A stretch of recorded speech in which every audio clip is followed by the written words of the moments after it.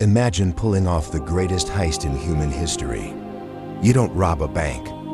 You don't hack a billionaire. Instead, you sell something that doesn't even belong to you. The Eiffel Tower. And the craziest part? You do it twice. Meet Victor Lustig. He wasn't a scientist or a politician. He was a master of dark psychology. And in 1925, he executed a scam so flawless, the victim was too embarrassed to even call the police. This is how human greed was weaponized to sell the most famous monument on Earth. Paris, 1925. The city was recovering from World War I. The Eiffel Tower, originally built as a temporary structure for the 1889 World's Fair, was falling apart. It was rusting, expensive to maintain, and the French government was secretly debating whether to tear it down and sell it for scrap metal. While most people saw a dying monument, Victor Lustig saw a multi-million-dollar opportunity. He didn't just tell a lie. He built an entire alternate reality. He forged an ID badge naming himself the Deputy Director, General of the Ministry of Posts and Telegraphs.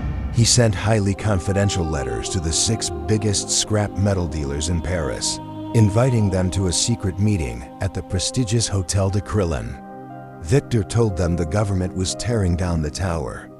The operation had to be kept completely secret to avoid public outrage. The men were instantly hooked, but Victor wasn't looking for the richest man. He was looking for the most insecure one. He used a psychological tactic called target isolation.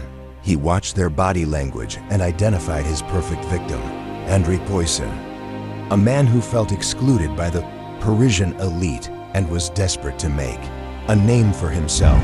Poisson was ready to buy, but he had one small doubt. To erase this doubt, Victor did something truly brilliant. He didn't try to act perfect. Instead, he asked for a bribe. He confessed he was a corrupt government official struggling on a low salary. It was the ultimate psychological trap. The moment Victor asked for dirty money, Poisson's anxiety vanished. Why? Because in Poisson's mind, a corrupt politician was believable, but a con artist selling the Eiffel Tower was not. The bribe validated the entire illusion. Poisson handed over a massive sum of money for the tower, plus a hefty bribe. Within hours, Victor was on a train to Vienna, a suitcase full of cash resting by his feet.